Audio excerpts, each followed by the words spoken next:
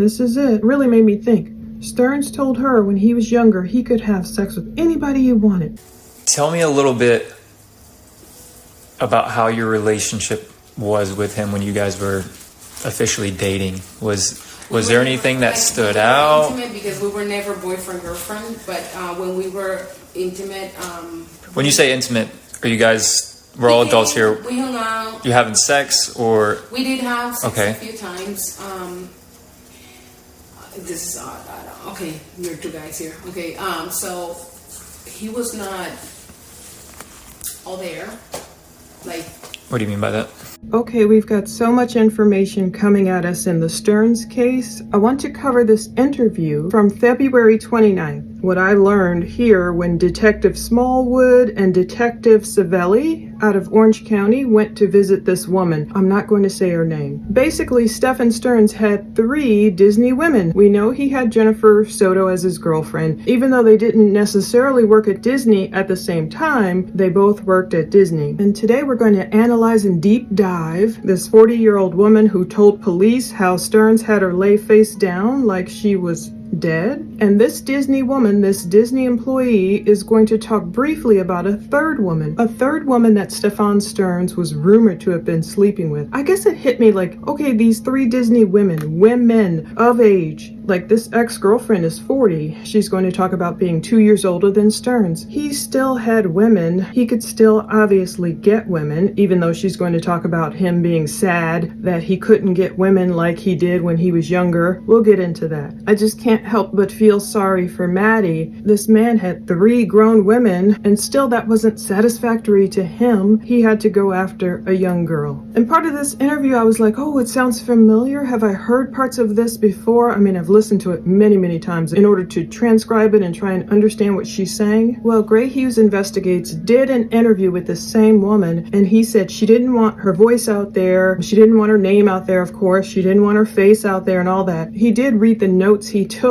during their interview in one of his previous videos, so I've linked to that below. And of course, as always, please visit the docket too. You know, Gray, the docket, and I collaborated on this project to get these evidence interviews, and there's more coming. Gray was saying she told him, this woman, when you're with someone 3 times, you don't notice stuff like any particular distinguishing marks on Sterns's private parts, but she did call him manipulating. She hung up and broke up with Sterns. She said he had a prickly personality. He harassed her at work. Now, as we go through and explain what she's saying in the audio interview coming up, it's making me think about how Sterns may have reacted when Maddie tried to potentially get away from him. Did that set him off? Sterns would stare at this woman, and then he told her secrets, like when he would go into the shower and he'd come out naked, Maddie and Jen would be sitting right there. Sterns reportedly told this woman, who I will just call M, or the ex-girlfriend or whatever, he told her if she wanted a kid, he'd give her a kid. She's been traumatized from this. Apparently this woman has had to see a psychologist. She talked about, him walking out with no towel on. Happened a few times, according to him. She did worry that her job may have been in jeopardy at Disney if she had put out a false accusation. So we're going to go through her thought process, her logic. This woman says that Sterns claimed that Jennifer had a girlfriend and spent all her time with her. Now, we've got to take everything with a grain of salt. Now, I trust what this woman is saying. However, we can't trust what Stephan Sterns said to her. Was he lying to this woman? Was he trying to get a read on her? Whatever. Visit the links below if you want to hear about that previous interview.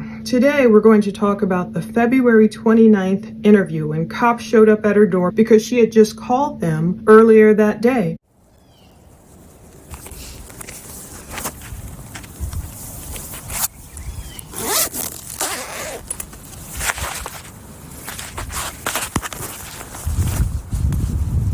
Plunder, true crime audio.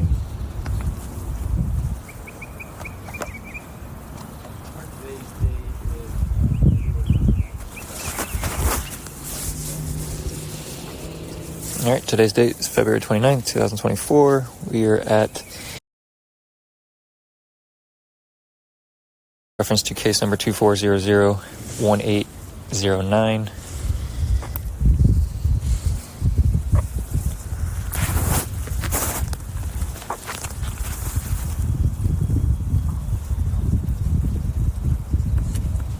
Plunder, true crime audio. Good.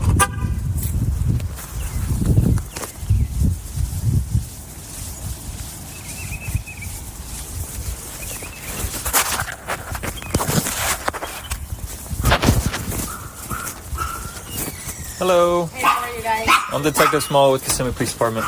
This is Detective Savelli, Orange County. How's it If you going? want to come in, there's two dogs absolutely. barking. Oh, well, whatever's easiest for you. What do you Up to prefer? It's going to be a lot of barking. She won't never stop. Now again, I'm not going to say her name. I'll just call her like M or something. I'm not going to show you her photo. Although I've seen her photo, I'm not going to show it to you. Of course, I won't tell you where she lives. She has worked in 3 different locations at the Walt Disney Company, operating 12 attractions. And that's where you will hear her say she came to meet and began dating Stephan Sterns. Now, we previously heard Jennifer Soto talk about how Sterns worked at Journey into Imagination with Figment. It's hauntingly, to me, described as a gentle musical ride throughout the Imagination Institute's sensory labs where kids can learn about their 5 senses. Well, that's not haunting, of course, but it's haunting when you think of Sterns being close to so many kids. Was he like gunning for women who appeared lonely, maybe single moms? We don't know. We know this woman we're hearing from today, she doesn't have any children. But I was thinking, no wonder Disney tried to distance themselves from Sterns immediately. But we have these evidence photos, which we've all seen, of Sterns standing in front of Disney University and with his Stephan badge, earning my ears. They tell a different story. He obviously worked there. And according to that transport video of Jennifer, I know there's many different videos and audios coming out where Jennifer said Sterns worked at the ride called Soaring Around the World at Epcot. It's a hang gliding experience. I've done that ride. It's amazing. It's in an IMAX dome over iconic landmarks from the Swiss Alps to the Taj Mahal. So I was thinking with Sterns and this woman M working all these attractions, it's no wonder these two would hook up. But yeah, we saw that video of Jennifer at OCSO explaining how she met Sterns at the realty company, and we've heard her say it before. And they became best friends first before Jennifer was the one who made the first move and asked Sterns if he wanted to hook up, and Sterns said sure. So now with this woman today, she's a little more coy about who made the first move, but she's clear on why she ended it after finding Sterns to be pretty creepy and stupid. This woman attended the University of Puerto Rico, Rio Piedras, I guess that's how you say it, and she describes herself online as a person who worked in the Disney box office at 2 locations, working as a custodial and attractions and custodial trainer in 1 location. So I guess she's a trainer. That's what Sterns aspired to be. She's going to talk about. M, as I'll call her, calls herself a detail-oriented, excellent in costumer service. I thought that was cute. I think that's a little error. She may have meant customer service, but it's spelled like costumer service. I thought it was funny, seeing as though there are a lot of costumes at Disney, but what isn't funny is the mask that Sterns was wearing in front of all these people. She calls herself goal-oriented with a positive personality. Well, we've heard Jennifer Soto referencing this woman before, when Jennifer said, yeah, Sterns told me he was just, hanging out with some woman at work, some coworker. Jennifer asked him later, were you having sex with her? And he admitted yes. So now we get to hear this woman talk about knowing who Jennifer was, what Sterns told her about their entire relationship, and the whole sleeping situations with Maddie and more.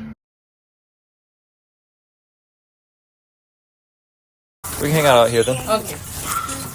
What is your name? Can you spell it for me?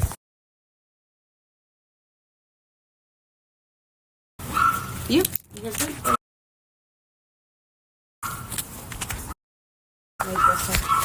Okay, before I start that, what is your date of birth? 4. Okay. Is this your residency? My house. Okay. And do you have a good phone number?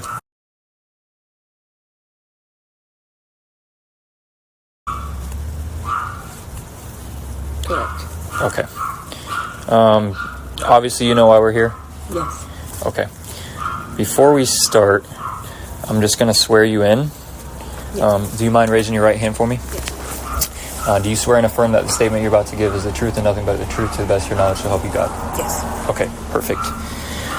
So, from my understanding, you contacted the sheriff's office today. This morning. Okay.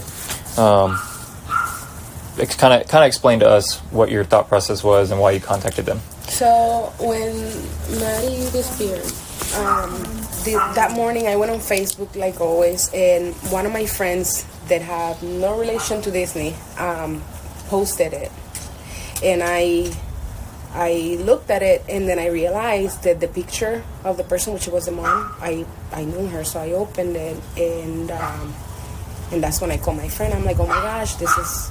At this point, I did not know this guy was still in their life, because when he and I were involved, he told me he broke up with her. So I'm thinking, I watched the news and everything, and I'm like, oh my gosh, that girl got into some other relationship, and that boyfriend, that's why I didn't call you guys that day. Then this morning, I was in the parking lot at work, waiting, and that's when someone told me, hey, they're arrested here. So that's when I figured that was her boyfriend still.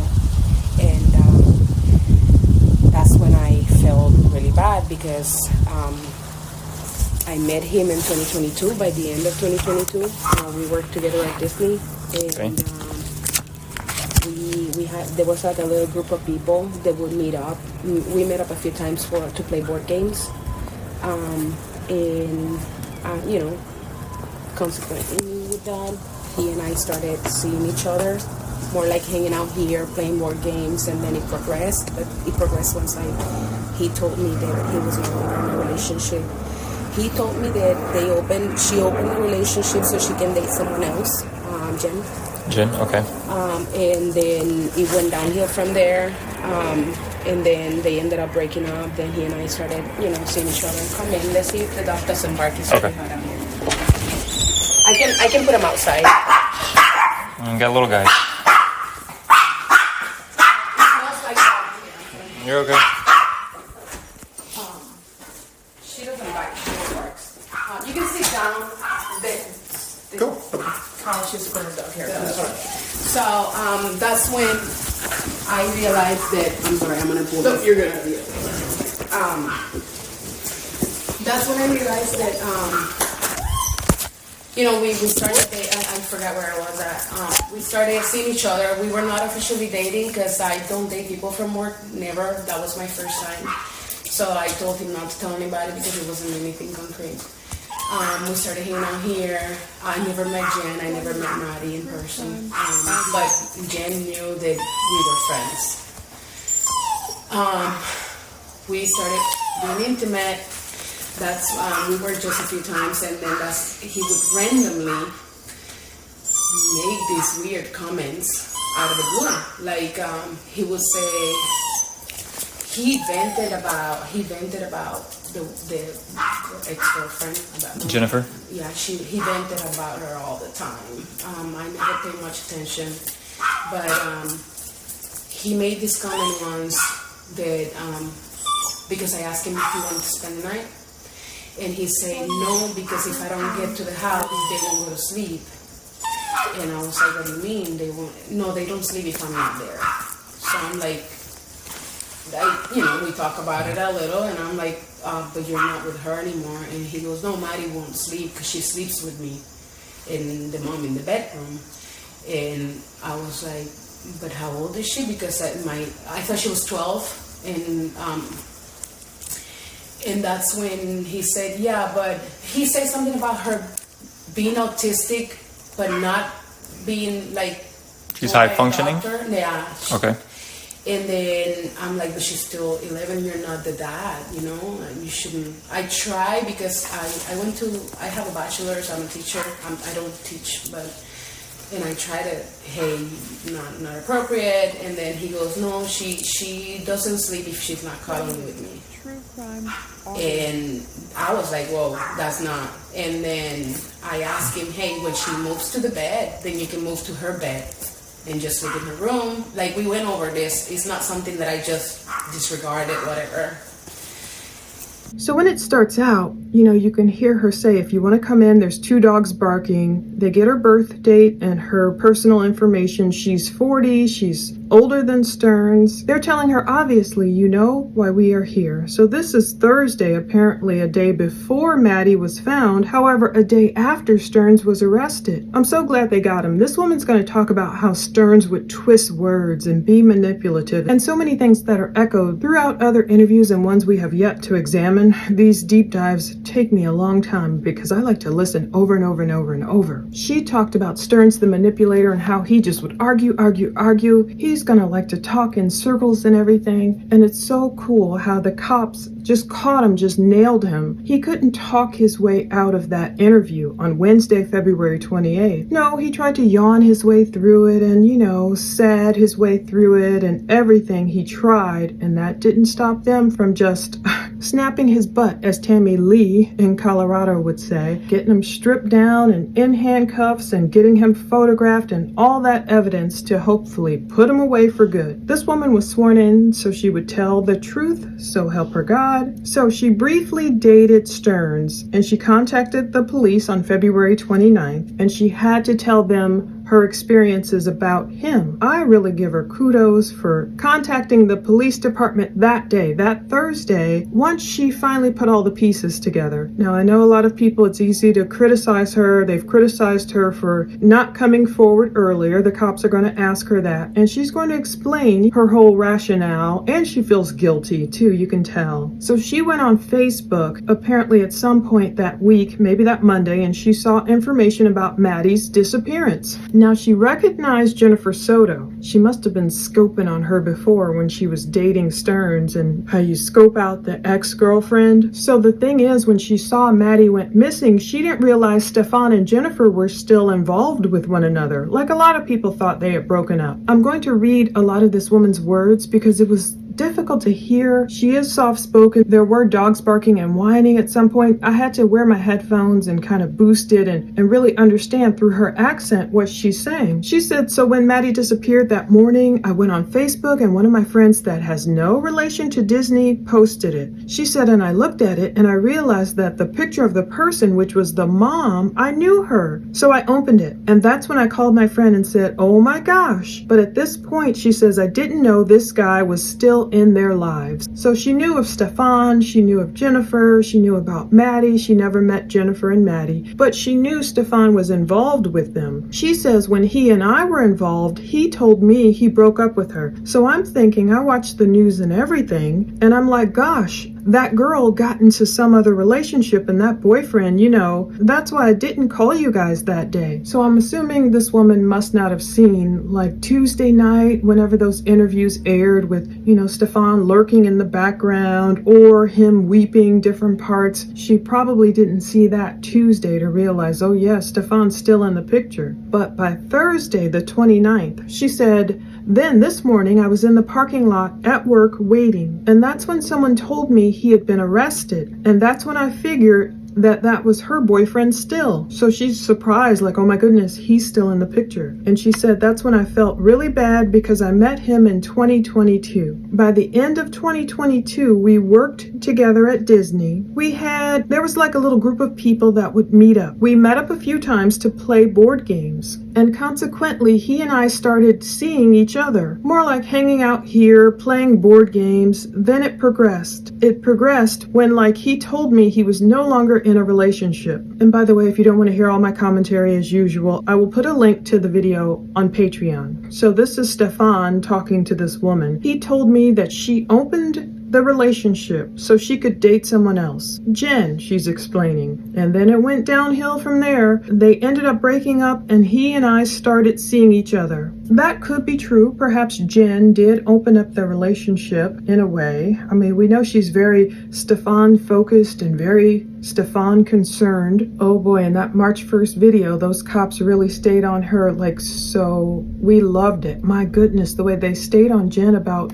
not protecting Maddie, about being so concerned about Stephan's state of being or getting him a lawyer after she saw the horrific abuse photos. Maybe Jen did open up the relationship. I'm thinking of everything we've covered in these videos and everything outside of these videos that I haven't covered yet. Jennifer did say she didn't want to be with Stephan anymore. She found his girth painful, as I'll put it. She just didn't want him anymore. She kind of told different people different things. Like one of her roommates, Jennifer, had said, oh, she hadn't slept with Stephan in about 6 months, and, you know, she didn't really want him anymore. And supposedly Jennifer's own libido had been lowered because of her medication. But then in different interviews with Jennifer, you do hear the cops ask her, oh, so you had moved on, right? Like you had moved on to dating other people. And Jennifer confirmed it. So maybe what Sterns is telling this woman is partially true in that respect. Maybe Jennifer wanted to open the relationship. Maybe it was a way of her to date other people and still keep Sterns so close by, unfortunately, just there, mistreating Maddie. But it went downhill from there. According to this woman, Jen and Sterns ended up breaking up, and then he and I started seeing each other.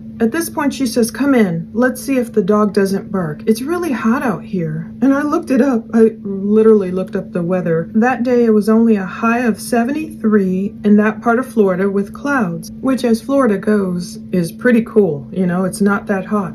Anyway, she's explaining, she doesn't bite, she just barks. You can sit down. They're talking about the noisy dog. You know, I tried to clean up this audio as best I could. She said we were not officially dating because I don't date people from work. Never. That was my first time, so I told him not to tell anybody. I didn't think it was anything concrete, so we started hanging out here, she said. I never met Jen. I never met Maddie in person, but Jen knew that we were friends. So I said, so much for putting the yapping dog in the other room. She's whining loudly here. And again, I love dogs. It's just all these interviews like the one with Chris Sterns. We're going to hear all the back talk in the background. And I'm like, can someone shut the door? She says, we started being intimate. We started just a few times. He would randomly make these weird comments out of the blue. Like he would say he vented about his ex-girlfriend. Jennifer, they're confirming? Yeah. He vented about her all the time. I never paid much attention. But he made this comment once because I asked him if he wanted to spend the night. And he said no, because if I don't get to the house, they won't go to sleep. And she's like, I'm like, what do you mean? And then Sterns is like, no, they don't sleep without me there. She said, so we talked about it a little, and I'm like, but you're not with her anymore. And he goes, no, Maddie won't sleep because she sleeps with me and the mom in the bedroom. I mean, has he no shame? He told so many people, this woman, and maybe it's just that guilt coming out, you know, he knew he was doing the wrong thing. People tell on themselves. So Sterns was telling her, I'm still sleeping in the room with Maddie. I'm sleeping with her, cuddling her, just like Jen and Sterns were telling the cops at OCSO, oh yeah, you know, he has his arm around her, and it's just really sad. And it gets into more details. So this woman was like, how old is she? You know, like, how old is Maddie? She says, because I thought she was 12. And he said something about her being autistic, but not. And Smallwood says, she's high functioning? M says, yeah. And I'm like, she's 11 and you're not the dad, you know? She said, I tried because I have a bachelor's. I'm a teacher, but I don't teach. Now, this is the point of the interview where some people were debating if she's a mandated reporter or not. Now, I don't know because it sounds like she's not teaching in her profession. Like, you know, of course, a lot of people are saying, oh, as a teacher, you should have been more protective of a child you heard might be in a dangerous situation. And other people are saying it's not like she was Maddie's teacher. And as we'll learn too, even though she learned some of this weird stuff, she never did learn at this point that Sterns was actually physically abusing Maddie. But anyway, the woman did say, look, it's not appropriate. So Sterns is telling this woman, no, Maddie doesn't sleep if she's not cuddling with me. And she says, I ask him, hey, when she moves to the bed, then you can move to her bed. This will become clearer because I had to like listen and keep listening. He had a way to play with words that I thought he was just dumb. I didn't think he was like a bad guy, like doing something to her, you know. Another occasion, he said that he was upset because sometimes he'd go and take a shower, and then Jen will be in the bedroom. And then when he comes out of the shower, Maddie's sitting in bed with Jen, and then he'll be coming out naked, and Maddie will see him naked. And I'm like, but what? You know, it was the same thing. Why are you coming out of the shower naked? Why don't you just, you know, she's coming in the room, you know, she sleeps with you guys, then get dressed in the shower. Oh no, it's too hot. He will always, you know, and that was a lot. On another occasion that I forgot to tell the guys on the phone, he said that he sleeps in boxers, and then it was odd because he would wake up, and this is his words, I don't talk like this, but he'll wake up with a boner, and then he'll have to turn around because Maddie was like cuddling with him, and that's when I was like, okay, this is not right. I did try to, because I say, if you're not with her in a relationship, you guys are not living, you know, you're not boyfriend, girlfriend, why are you living with them? There's many people at Disney that are looking for roommates. You can rent a room. And then he said, no, I cannot afford it, and I don't want people living here with me. I live alone and I love it. So I wasn't going to invite him in, but at that point I was like, there's no way to like work this around. I don't want to be involved with somebody that is doing these things, you know, and I just broke it off with him. He was very controlling, and he would like try to manipulate. And for instance, at work, he wanted us to stay friends. I'm not a person that want to stay friends, so I told him that while we're at work, if we need to talk, we will talk, but other than that, I don't want to keep friends. And he tried to force me into keeping my friendship. He started harassing me at work. And that's when I threatened him, like, if you don't stop, I'm going to go out at HR or I'm going to call the cops. And but it's just the fact that I feel like if I had said something, but sometimes you wouldn't think, I just thought he was dumb, you know. When were you guys in a relationship? I don't remember when it started because it transitioned from being friends at work to, but we were done by end of April. By May 3rd is I found, because I have to take screenshots of messages. Back then is when I Obviously April of last year? Yeah. 2023? 23rd. Okay.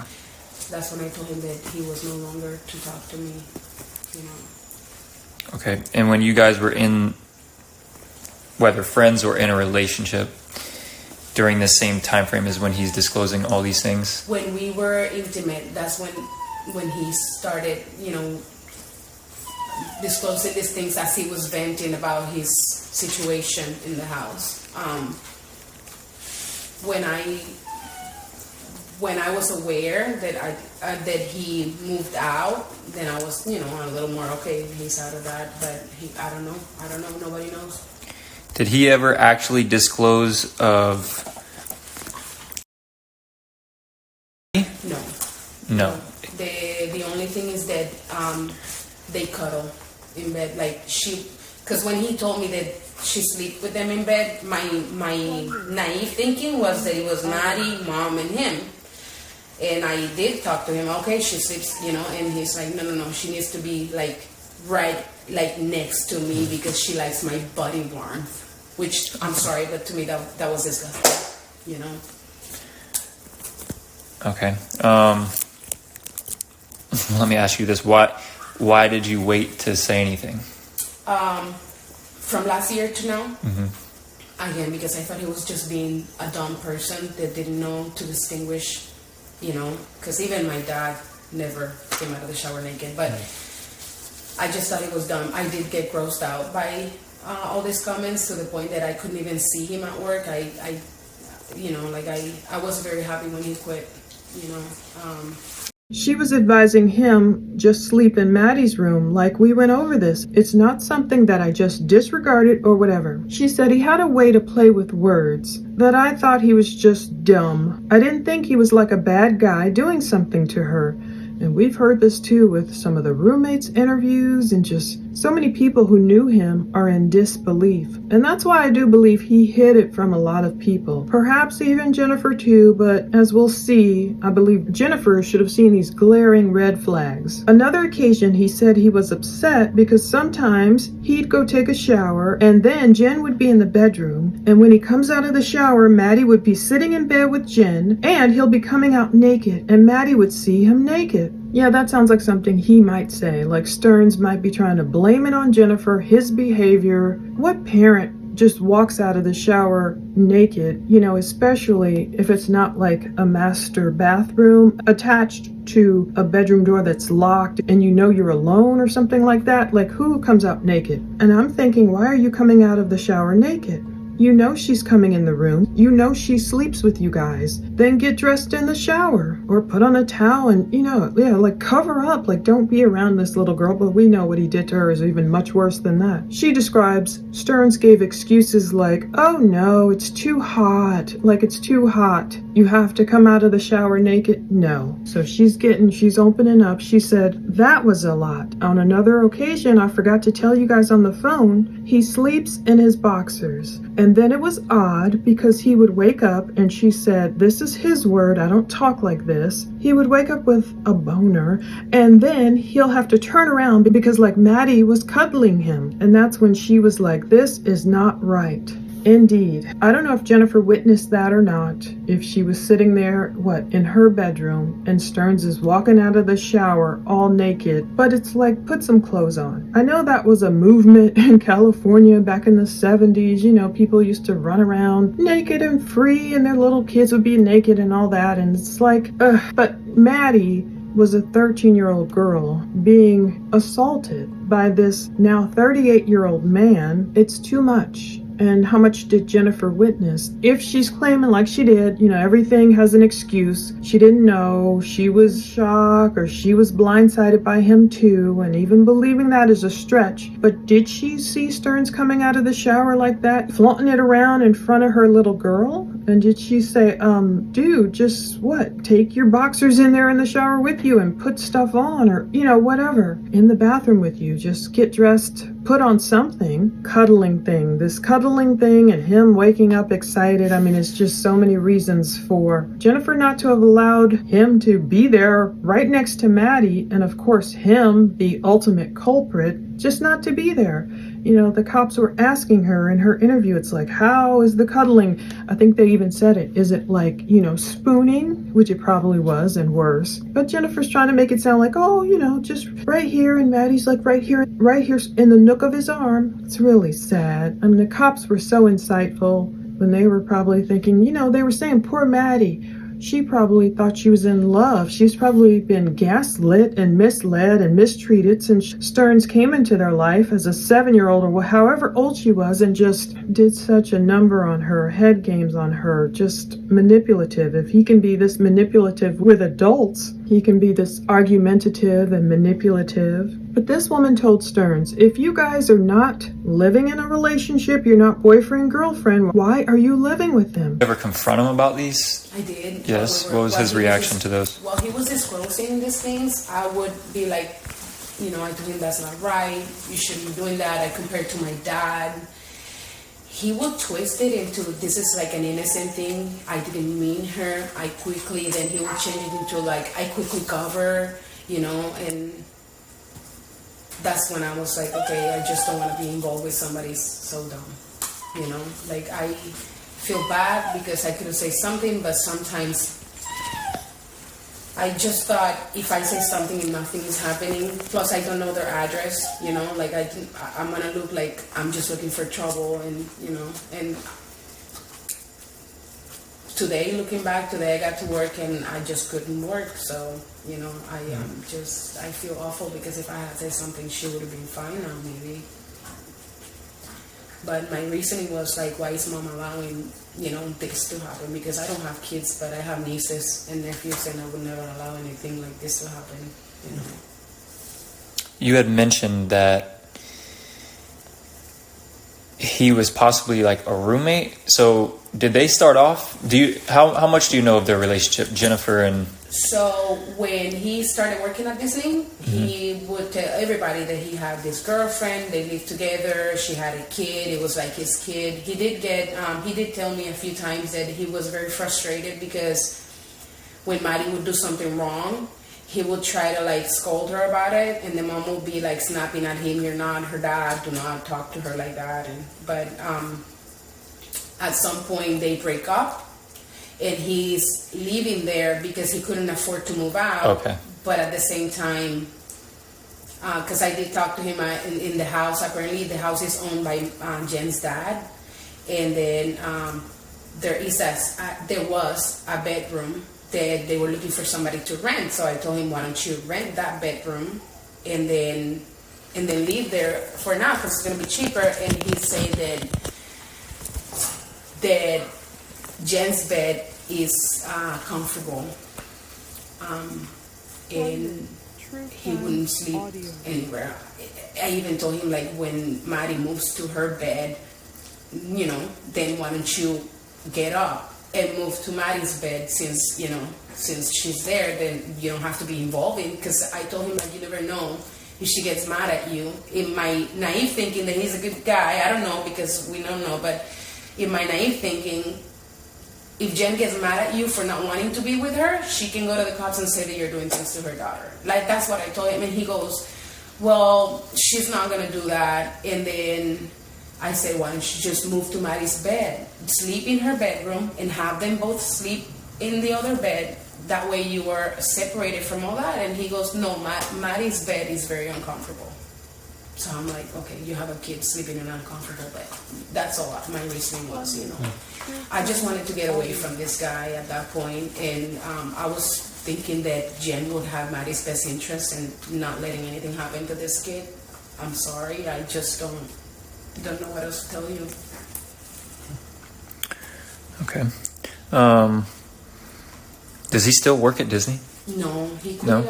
I don't know exactly when, because I didn't want to be involved. So, but he did quit. He did tell some people that, and this is as it was happening, that he had a job lined up in another state, but then about not even before Maddie disappeared, somebody, because people at Disney gossip, somebody was saying, oh no, he's living in South Florida with his mom. And then that's when I was like, oh, okay, so I hope he knows that, he can come up here and help look for Maddie. This morning is when I was aware that he was the boyfriend. I just thought Jen had another boyfriend. What did he do at Disney? He worked attractions. He was an attraction operator.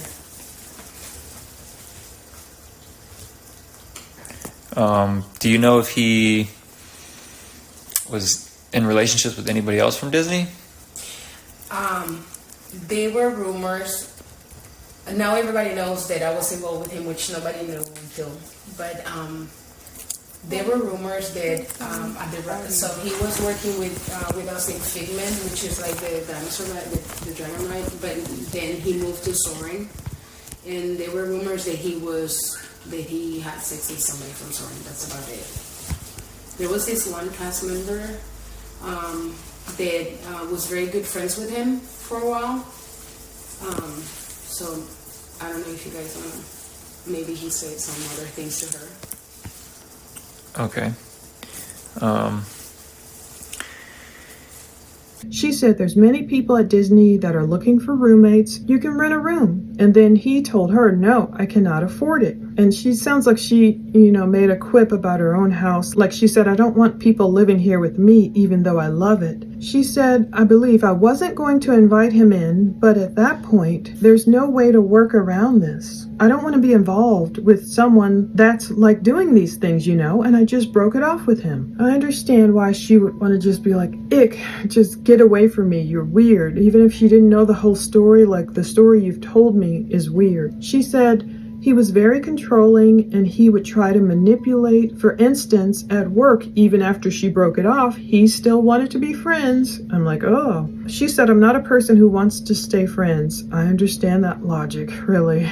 I've done that too, and I've, X people out, they're out. I don't tend to be friends with my exes. She said, so I told him while we're at work, if we need to talk, we will talk. But other than that, I don't want to keep friends. Like, I don't want to remain friends. And this is Stephan's MO. She said he started trying to force me into keeping my friendship. He started harassing me at work, and that's when I threatened him. Like, if you don't stop, I'm going to tell HR or call the cops. Now, if only. So this is making me think of Sterns having a hard time when a woman wants to break up with him. Did Maddie attempt to break up with him?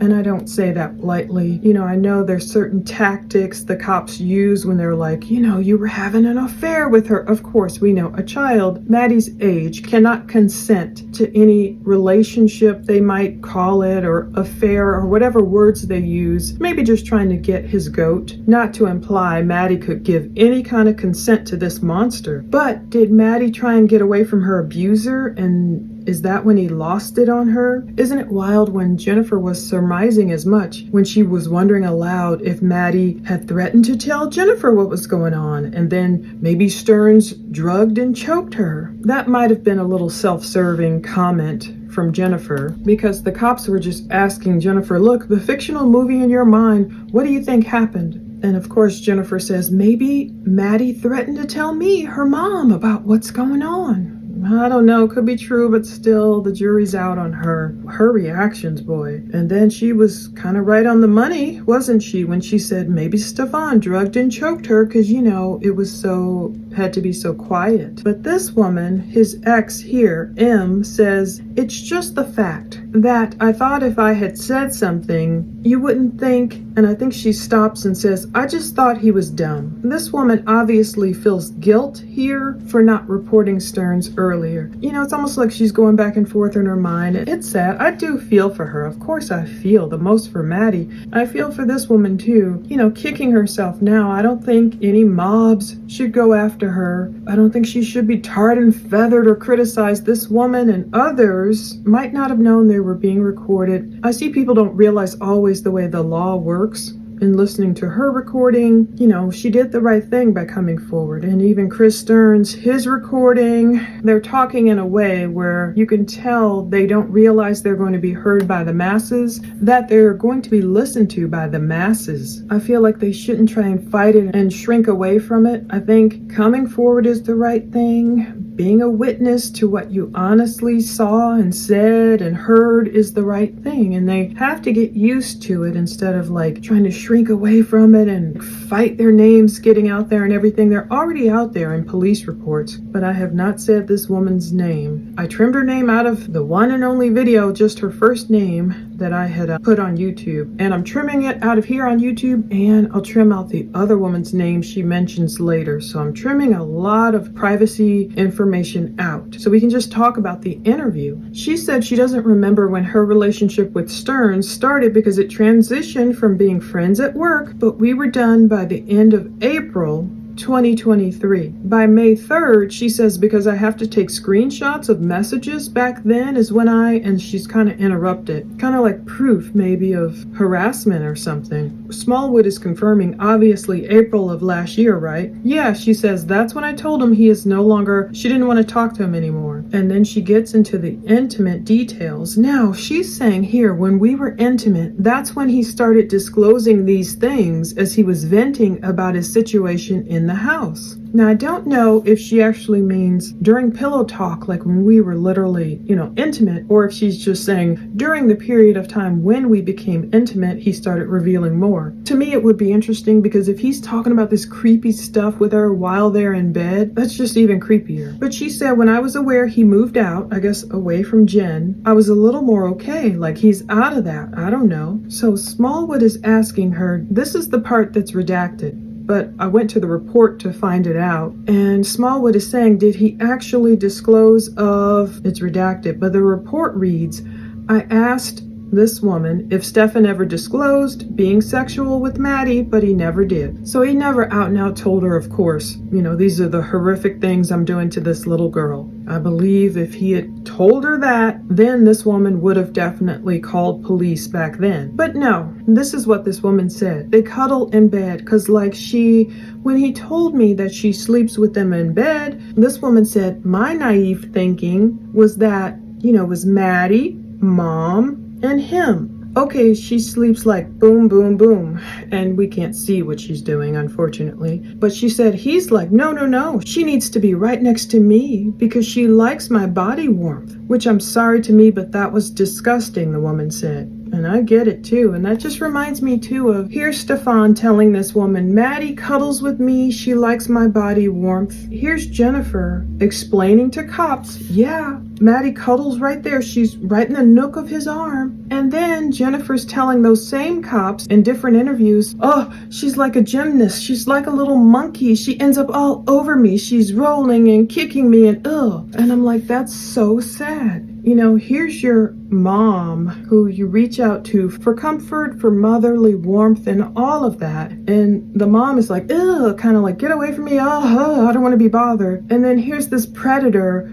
who's like, I'll cuddle you, Maddie. Like, you know, she likes my body warmth. Here's where the Detective Smallwood did ask her, why did you wait to say anything? And this woman says, from last year till now? Again, because I just thought that he was being a dumb person that didn't know to distinguish. You know, she said, because even my dad never came out of the shower naked. And I get that. My dad didn't either. I mean, he didn't walk around in the all together in front of us ever. She said, I just thought it was dumb. I did get grossed out by all these comments to the point where I couldn't even see him at work. I was very happy when he quit. So yeah, we have heard from Jennifer that Stephan quit his Disney job. And then we did hear, I still have to analyze it, in the Chris Sterns interview, he didn't think Stephan could rise up in the ranks at Disney fast enough in order to make money to support himself. And Chris did mention some mystery money that Sterns had in order to buy stuff. And we've heard from Jennifer too that all the stuff that Stephan's dad was paying for, she kind of listed out, like, I have to look it over again, insurance and blah, blah, blah, blah, blah, all this stuff. And we know Chris was done with shelling out all this money to help support his 37-year-old son. One thing Jennifer did mention was that Sterns would buy food for them. So I still wonder, like, oh, where did Sterns get all that extra money? And I hope cops are still examining it. So Smallwood asked,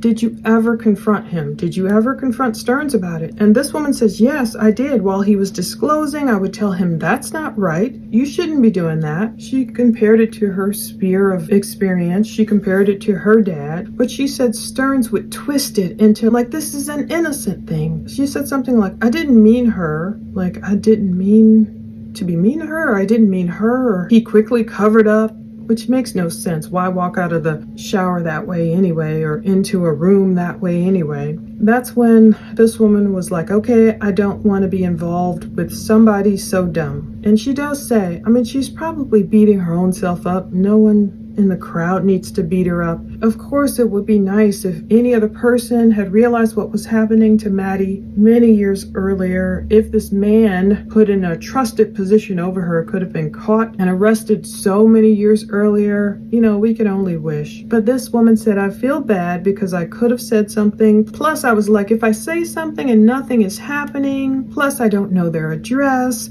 I'm gonna look like I'm just looking for trouble. She said, today, looking back, I got to work and I just couldn't work. So I feel awful because if I would have said something, she would have been fine now, maybe. Boy, that's a load of guilt to keep on yourself. I mean, I know we're supposed to see something, say something. But sometimes we only have like the tip of the iceberg and we have no idea if we're being super paranoid. I am not making excuses for anyone who turned a blind eye. But sometimes you're just like, wait, am I really being too paranoid? I don't want people calling me a Karen. I don't want people, you know, saying I'm calling the cops for no reason. I'm filing a false report. And she did have these concerns. So she said, but my reasoning was like, why is mom allowing this to happen? Because this woman doesn't have kids. She said, I don't have kids, but I have nieces and nephews, and I would never allow anything like this to happen. So her frame of reference was, yeah, I don't even have kids myself, but I do have nieces and nephews, and, you know, I would protect them. Her thing was like, Jennifer, why aren't you protecting Maddie? She didn't say that, but that's what she is going to say. She hoped that Jennifer had Maddie's best interest at heart. Detective Smallwood is asking, how much do you know of their relationship? She said when Sterns started working at Disney, he would tell everybody that he had this girlfriend, that they lived together, and she had a kid. It was like his kid, and unfortunately, Sterns probably felt that way. He entered Jennifer and Maddie's lives so long ago, like when Maddie was what, only 7 or so? And so he probably, almost had that takeover spirit. Like, yeah, this is my kid. She said he did tell me a few times he did get frustrated because when Maddie would do something wrong, he would try to scold Maddie about it. But then the mom would be like snapping at him like, you're not her dad. Do not talk to her like that. If only Jennifer could have kept up that protective mode. I mean, that sounds like, not saying women should say it that way. You're not her dad. Don't talk to her like that. But just put in the protective reins around who you bring around your children in the first place. Anyway, she says at some point they break up and he's living there because he couldn't afford to move out. I believe the house is owned by Jen's dad. This woman knew a lot about their, relationship. There was a bedroom that they were looking for someone to rent. I'm sure that's bedroom number 4, infamous bedroom number 4. Why was it so hard to rent? Was it because it was being used for nefarious purposes, like lights, camera, action? Maybe cops have found that out or will find that out. So she told Sterns, why don't you rent that bedroom and live there for now because it's going to be cheaper? And then he said that Jen's bed is comfortable and he wouldn't sleep anywhere.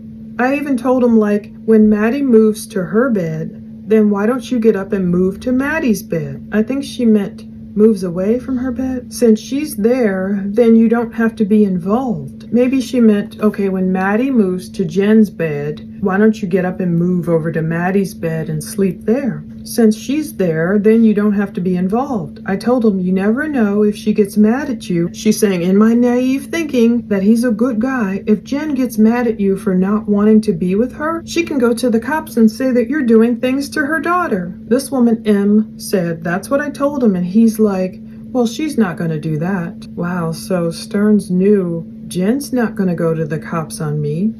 And this woman was saying it only as if Jen was lying and doing it out of spite. Maybe Stephan knew Jen's not going to go to the cops and tell them about me ever. Maybe he realized just how loyal Jen was. Or maybe he has stuff on her that he was like, you're not going to go to the cops because then I could tell them about you. I don't know. Has he told them anything? And then the woman said, why don't you just move to Maddie's bed, sleep in her bedroom, and have them both sleep in the other bed? That way you can remove yourself from all of that. And he goes, no, Maddie's bed is very uncomfortable. So this woman is like, okay, now you have a kid basically sleeping in an uncomfortable bed. She's like, that's all my reasoning was. I just wanted to get away from this guy at that point, and I was thinking that Jen would have Maddie's best interest and not letting anything happen to this kid. I'm sorry, I don't know what else to tell you. So I wonder if Maddie's bed really was that uncomfortable. It was probably not just her bed, it was just the whole situation. Why make a makeshift bedroom out of a living room when you could all enjoy the living room? To me, if you have the master bedroom and then you have bedrooms 2, 3, and 4 upstairs, that's enough. If Jen just had to insist that she has to have Stephan there, Jen and Stephan could have slept in that master bedroom, first floor bedroom, whatever, with the big comfy king size bed. So, Jennifer could sleep comfy like a queen, then have the other 2 roommates in 2 and 3 and just create a princess paradise of a bedroom in 4 for Maddie. Like, that would have been ideal. I mean, I don't know her family's expenses and everything, but so what if her dad couldn't have collected as much rent? If they were just giving Maddie that bedroom number 4. Whose idea was it to come up with some weird partition in a living room, a see-through partition, and uncomfortable bed, according to this woman? Now, Sterns may have just been making an excuse to say, Jennifer's bed is the comfiest, we must all sleep there. But still, who came up with that weird idea to have that fake wall and fake area and fake living room, fake life? Smallwood asks, does he still work at Disney? Now, I know Smallwood knows. They all know Sterns had just been arrested the day before, so he knows he doesn't still work at Disney, but I don't know, he's just asking. And the woman says, no, he quit. I don't know exactly when, because I didn't want to be involved. He did quit. He did tell some people as it was happening he had a job lined up in another state. But then, not even before Maddie disappeared, maybe she means before, she says, because people at Disney gossip. Somebody was saying, oh no, he's living in South Florida with his mom. And she said, that's when I was like, okay, I hope he knows he can come up here and help look for Maddie. So that's right when Maddie disappeared. This woman knew, she thought, oh, Stephan's still down there living with his mom. He can come up and help look for Maddie, this girl. But she says, today, this morning, when I was aware that he was the boyfriend, I just thought Jen had another boyfriend. So she had, in her mind, was saying, okay, Stephan and Jen have broken up, that weird situation. Maybe she thought it was over with. Maybe that was another reason she didn't really contact police, because she thought, okay, he's out of that child's life. That's over and done with. Jennifer must have another boyfriend that got into trouble and has been arrested. But she realized, no, that wasn't the case. And why are so many jobs falling through for Stephan? I could see why. It's probably his affect. I mean, the one job with his dad fell through, and then I feel like I've heard recently Jennifer talking about another job that fell through for him. I'm gonna have to just catalog, take my time, go one by one, and deep dive all of this to figure out what's what.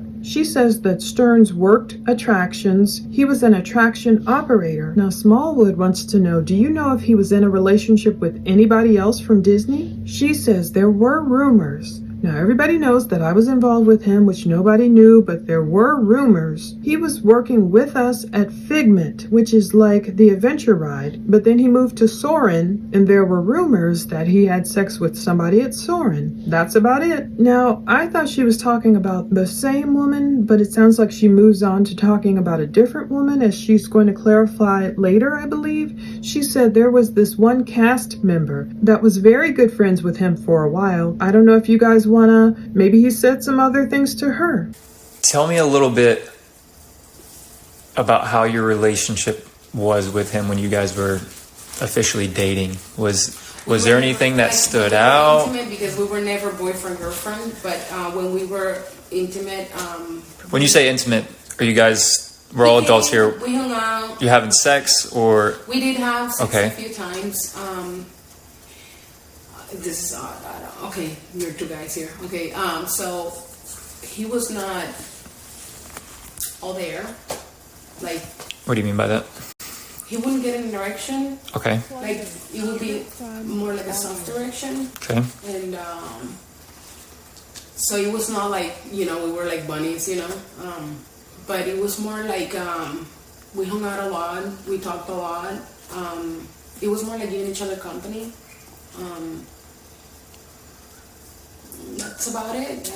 We play board games, so he'll come often, and we would just play a board game. We will drink, have a few shots of moonshine, whatever. In any of these, whether he's drinking or normal, did any of his behaviors change? Did he ever become different, violent, He was never depressed, or anything that stood out? He was never violent. He was a very depressed person. All the time he was depressed. There was always something troubling him. Like at work, he wanted to be a trainer.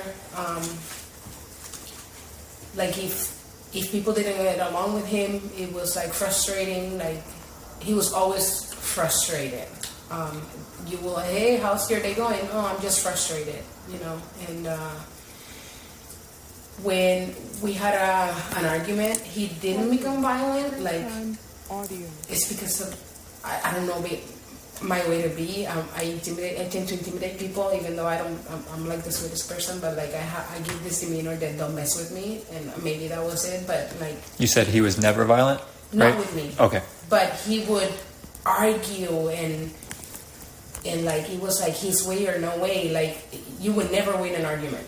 He was the know-it-all. I know it all, and and he was always right. So more like, okay, you're right. Okay, goodbye. So he would just twist things. When there was like I don't agree with you, he would just keep twisting it until he was right. That's about it. But depression, yeah, he told me he wasn't like he takes Adderall, that medication. So he said that if he didn't take Adderall, he wouldn't function. I was trying, in the time that we talked, I was trying for him to get off the Adderall, but he wouldn't. When you guys were intimate, did he do anything specific? Did he video? No, Was I don't he? allow that to happen. But one time, he had me laid. This is very weird. I'm sorry, but he had me laid face down, Okay. like Plunder. dead. True crime. Like it was like face down completely, you know. And he, Like completely flat? yeah. Okay. And then he went, and that's the only one time that he was really erect. If I'm telling you, that was it, and it was very weird to me. Like just, you know, at some point I was just so grossed out that I'm open to try things, but there are things that you're like, okay, are you trying to have sex with a corpse here, or you know, that was my. And I think that was the last time that we were, you know, because it was too much for me to, you know. It's really hard to see that person at work all the time. Yeah, and when I spoke with the coordinators, which is like an assistant manager, the few times that he would stare at me from afar and just stare, you know, and his goal was to make me uncomfortable. I would call coordinator and I'll be like, hey, get me out of here, please, and they'll quickly get me out. So the amount of times that happened, it was maybe like 3 times, and luckily, you know, like he decided. There was one time that once I found out he was going to work in my attraction, I just called out. You know, that was the point where he made me uncomfortable. But violent, he was not violent. Okay.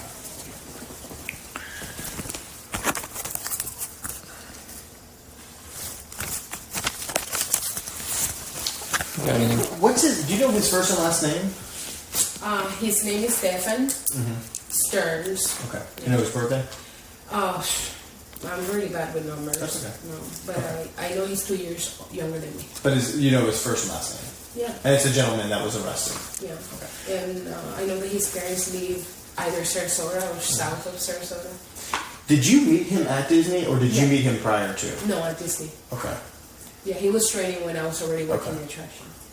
And how long after you met him did you guys start this? That's the thing, like, so I was thinking about it today. I started working that attraction I trained in August, then I started working in October because I went on a month-long vacation. So that's when he was training. True crime. Audio. There was a lot of new people then, so we all kind of clicked together. And then I would say, by Christmas, we exchanged gifts, he and I. Okay. So by Christmas and then by April, it's done. By end of April. So it was a quick, maybe 4 months then. Yeah, because we didn't go intimate quickly. Okay. No, it was. When you guys were at Disney, did he ever drive around like in the woods or anything like that? Was he an outdoors guy? He is an outdoors guy. Yes. I am an outdoors person. I go hiking a lot. That's the reason why we started chit-chatting and hanging out more. We went hiking once to Moss Park. But I brought him. I was the one that brought him there. Did he ever bring you to any places? No, that's the only one time we went hiking. Because again, the relationship wasn't long. Yeah. So I took him to Moss Park. When was that? When did you take him to Moss Park? I think it was before December 2022 because it wasn't cold yet, and I remember that I had invited him hiking as a friend, like we were just co-workers, and he couldn't go. But we did hike the Splito trail. It's right next to Moss Park. Okay. So we went in through Moss Park, but we hiked the trail next to it. Oh, okay.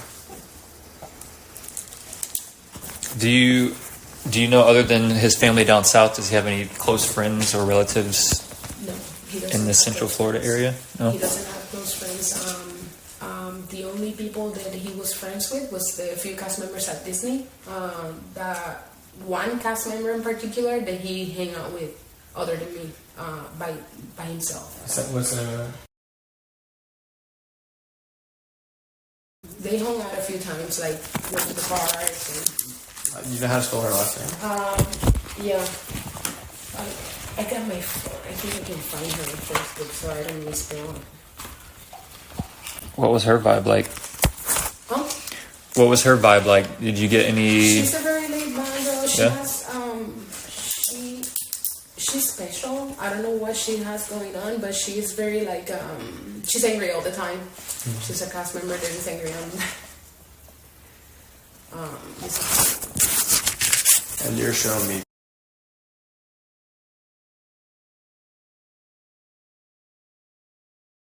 Take a picture? yeah. She's the only one cast member that I know he hung out with a lot. Is this the one that he was rumored to have? No.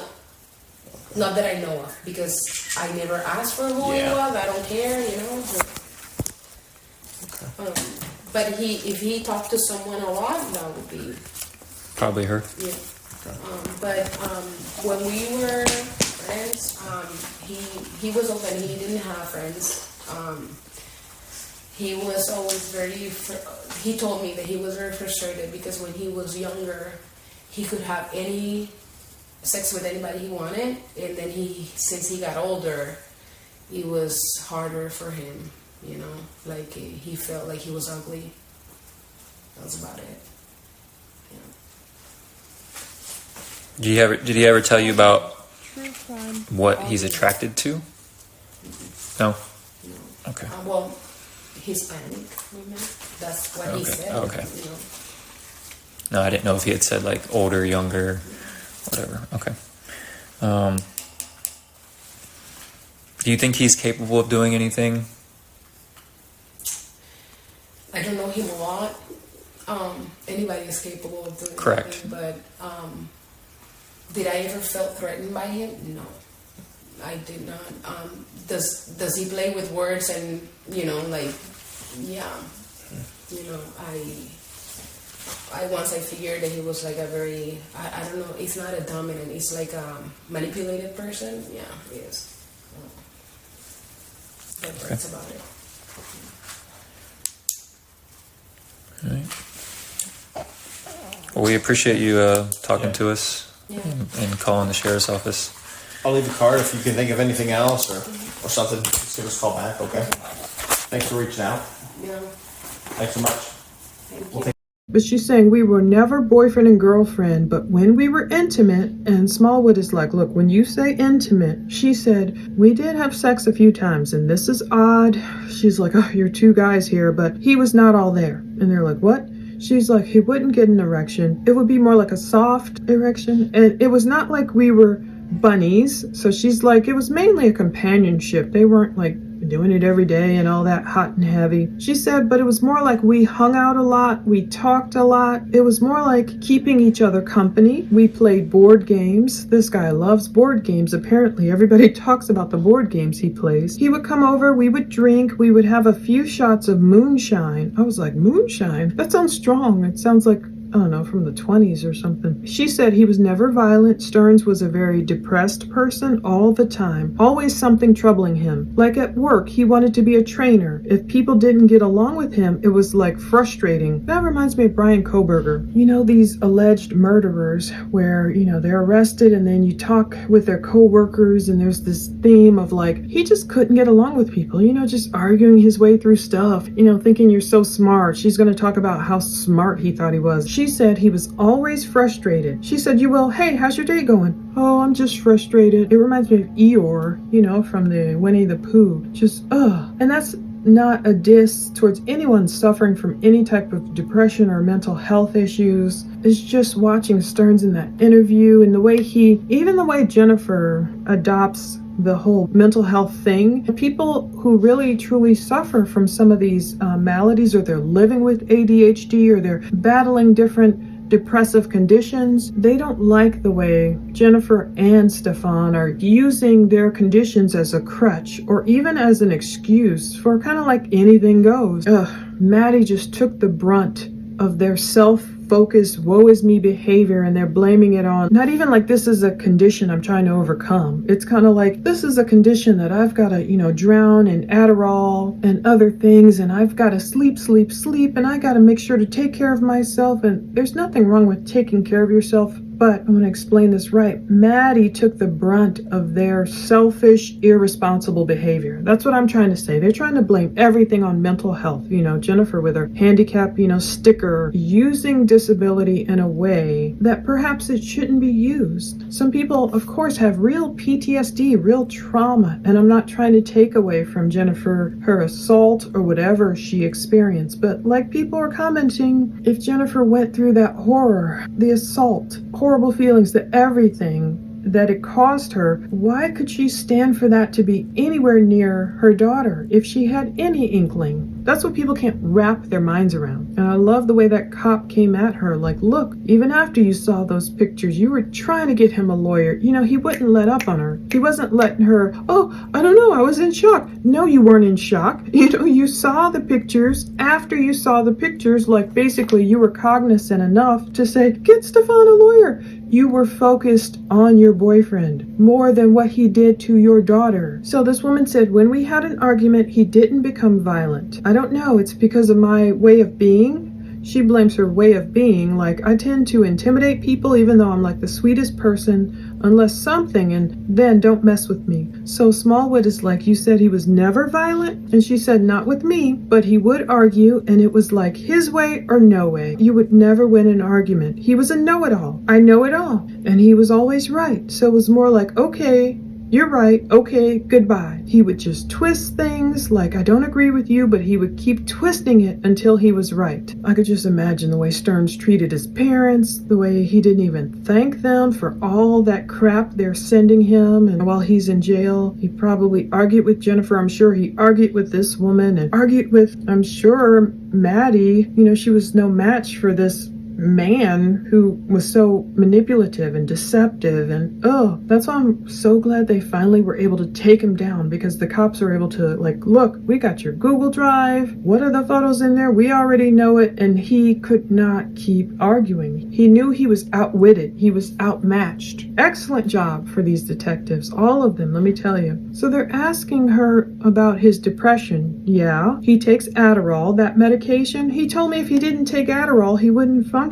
I was trying for him to get off the Adderall, but he wouldn't. Even Sterns himself had commented on Reddit about the horrible effects of Adderall and how it impacted his ejaculation, and talked about makes you want to keep going and going. And I'm just like, I don't even want to think about this in terms of you assaulting Maddie. Smallwood dug in and he said, when you guys were intimate, did he do anything specific? Like, did he video? This woman said, no, I don't allow that to happen. One day he had me lay. She's like, this is very weird. I'm sorry. But he had me lay face down like I'm dead. It was like face down completely, Smallwood is asking, like, completely flat. And she said, yeah, that's the one time, the only one time that he was really erect. And it was very weird to me. And she said at one point, I was just so grossed out. I'm open to trying things, and like, you're like, okay. But she's like, are you trying to have sex with a corpse here? And what a horrible thing to say, like, or to even think, but yeah, that's what you think. And Maddie hadn't even been found yet. I think that was the last time we were,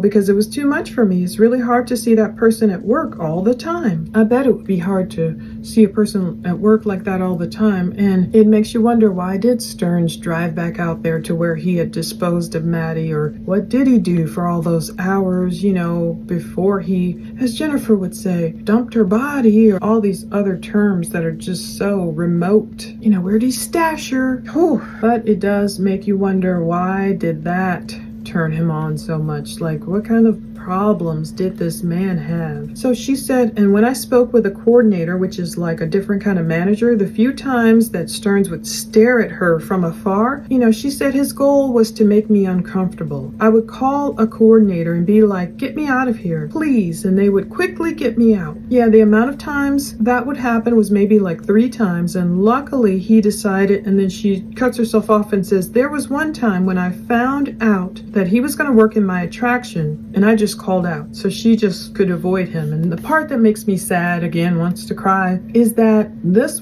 grown woman. She was even older than Stearns. She's like 40 now. She had to use her resources, and she's, a stand-up woman, like a woman in terms of intimidating. And even she was like, oh, this man is creeping me out, staring at me from afar. She called off work to avoid him. She approached her coordinator, and, they had to quickly get her away. She had all these resources. What resources did Maddie have? That's what makes me sad. Because even Maddie, when she probably thought she was free, maybe she thought, Mom is finally breaking up with this man who's in our lives, and then he's invited right back into their lives. And again, Maddie probably had so many conflicting emotions. He was a father figure, but he was also her abuser and so manipulative. And at this point, the woman says, that was the point. He made me uncomfortable, but violent, he was not violent. So at least not with her, this woman. He wasn't physically violent, I guess. But imagine little less intimidating Maddie, vulnerable and unable to escape him. That's the part that I'm just like, ugh. This woman says, I know he's 2 years younger than me. I know his parents, she thought, live in Sarasota or south of Sarasota. She confirms they met at Disney. He was training when I was already working in attractions. And that's why Stephan, I'm sure, wanted to be a trainer and move up in the ranks. I'm sure he wanted more prestige and more money or what have you. She said, I started in October because I went on a month-long vacation. And that's when he was training. There was a lot of new people then, so we all kind of clicked together, and by Christmas we exchanged gifts. He and I. So I'm assuming, okay, this is around October 2022 they met. By December, they're exchanging Christmas gifts, 2022. But by the end of April, it's done. So by the end of April 2023, it's done. The detective says maybe just like a 4-month long thing. She says, yeah, because we didn't go intimate quickly, like we weren't intimate quickly. Now, these guys are still trying to find Maddie's body, so they're asking, did he ever drive around in the woods? Was he an outdoors guy? She says, yeah, he's an outdoors guy. I'm an outdoors person. I go hiking a lot. That's the reason why we started hanging out and more chit-chatting. We went hiking once to Moss Park, but I brought him. So I had to look up this Moss Park because I'm comparing everything to Hickory Tree Road in St. Cloud. She talks about them hiking at this split oak forest. So that's quite a drive from where Maddie was found. It's about 18.2 miles, about a half an hour drive. So I'm comparing everything to like, where's he been before? How did he figure out that place to put Maddie? But she says that's the only one time we went hiking. The relationship wasn't long. I think it was before December 2022 when they went hiking. It wasn't cold yet, and I remember that I had invited him hiking as a friend. We were just co-workers and he couldn't go. And she said, but we did hike the Split Oak Trail. It's right next to Moss Park. So at some point, I guess he said yes, and they hiked. She echoes what other people say. He doesn't have close friends. The only people that he was friends with was a few of the cast members at Disney. The one cast member that he hung out with other than me by himself. So she named this woman, and I won't name her here on YouTube. They hung out a few times. She's a very laid-back girl. She's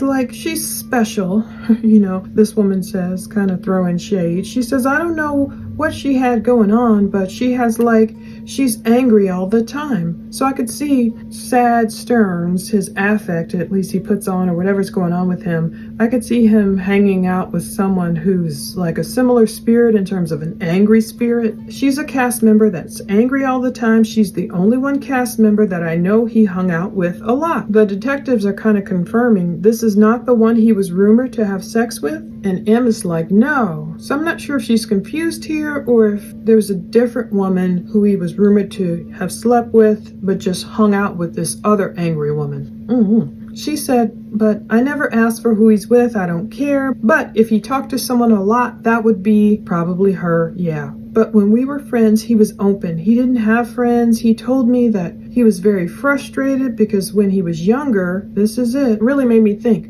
Sterns told her when he was younger he could have sex with anybody he wanted. Now I'm sure that's a stretch. I mean, come on. But anyway, and since then he got older, it was harder for him. Like he felt like he was ugly. He has an ugly spirit, obviously, to do what he did to Maddie.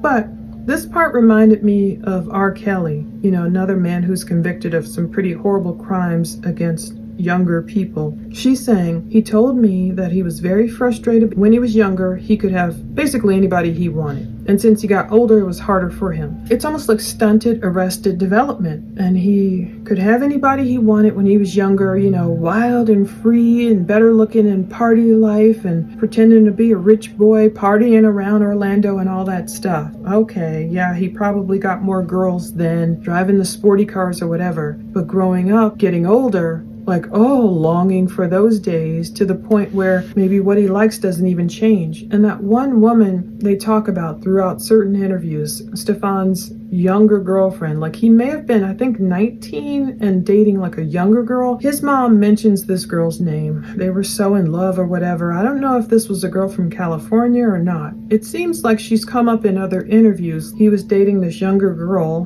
when he was like 19 or 20. I want to say she might have been 14. Don't hold me to it. I could be mistaken, but I'll have to go back and go through all this plethora of information and find out. I'm thinking Arrested Development. Maybe Sterns looking back to that moment. The girl he loved so much, you know, the girl who was so young. And as he got older, he's still looking back and not realizing, hey, I'm getting older. Like he's mentally still stuck here. And is that why in his sick mind, he thought it was okay to do what he did to Maddie? That reminds me of R. Kelly. Not only that R. Kelly himself was allegedly abused as a child. We went to high school together. I didn't know him, but, you know, I followed his story. I feel like R. Kelly had Arrested Development because even though we went to high school together, and then I don't even know if he graduated from my high school, but as, you know, all of us graduated and moved on, you would hear that R. Kelly would still come back to the high school even when he, you know, in his 20s or whatever, and he, you know, gained fame and all this stuff from his singing career, and he was still like coming back to hang out at high school. And he even has this song, I shouldn't sing it, but it's saying something like, you know, back in the day I used to say, can I get with you today? And you tell me no, Robert, hell no. But now that I'm all that, you see, they used to call me whack. It's kind of like,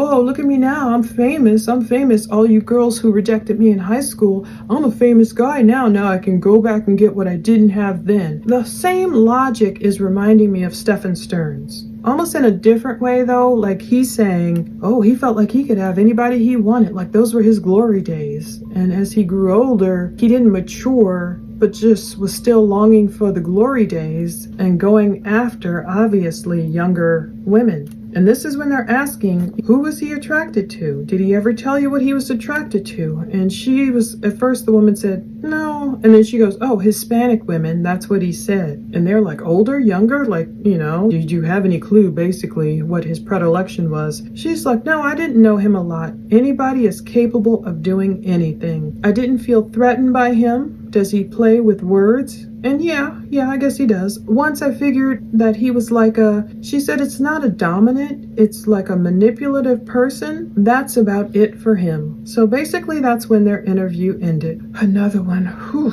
Everybody we look at, every interview we look towards and study, it does give us different facets and different shades of what's happening here and how it happened and how it progressed, and the roommates and their guilt. And I know I heard at least one of them cry, and then the strange questions Stephan's dad asked, and all these people better get prepared for a trial, because Sterns might be the type that likes to take it to trial. We'll see. Acts 22, 6-9. But as I was on my way, approaching Damascus about noontime, a great blaze of light suddenly flashed from heaven and shone around me, and I fell to the ground and heard a voice saying to me, Saul, Saul, why are you persecuting me? And I replied, who are you, Lord? And he said to me, I am Jesus, the Nazarene, whom you are persecuting. Now those who were with me saw the light, but did not understand the voice of the one who was speaking to me. Thanks for going with me on this journey of another deep dive. There is such a fire hose of information coming at us, as Nancy Grace likes to say, and it takes time really to listen to all these interviews, watch them over and over. I like to transcribe when I can so I can, you know, put the words out there too, especially an interview like this where it's like kind of difficult to capture what's being said so I can see what we have. And so stay tuned, and I'll just go kind of methodically down the line and try and do a bunch of deep dives as the Lord wills. Thank you so much for watching. Take care.